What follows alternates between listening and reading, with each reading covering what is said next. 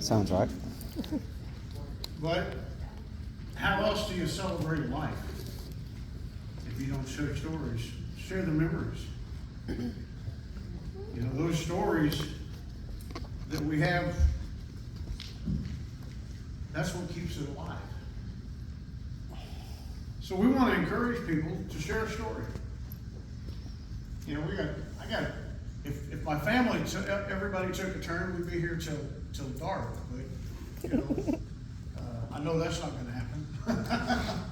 But if you have a story, something maybe mom, you know, my mom had the always open coffee table counseling session.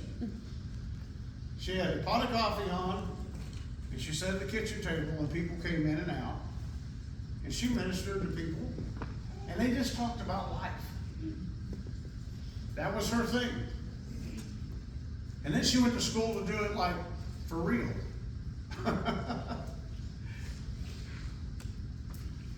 So I'm going to share a memory to get us started off with.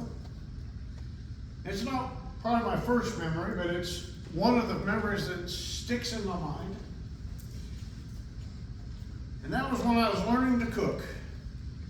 I was about 6, 7 years old. We lived in Independence.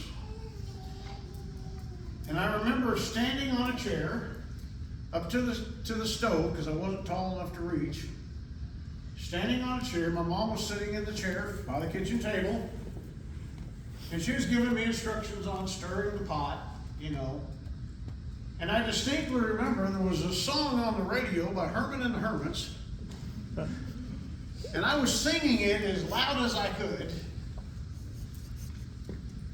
And it suddenly turned into me and Mom dancing on the kitchen floor. I learned the jitterbug, I learned all kinds of fancy dance moves, you know, when I was 6 or 7. But that was just life.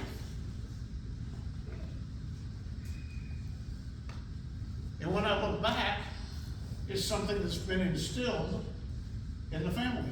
Music, singing, and cooking. You know, most of our family stuff was around the kitchen somewhere. And it still is today. You know, you want to get our family together, somebody throws something on the grill, they show up. So that's one of my memories. That's one of my first.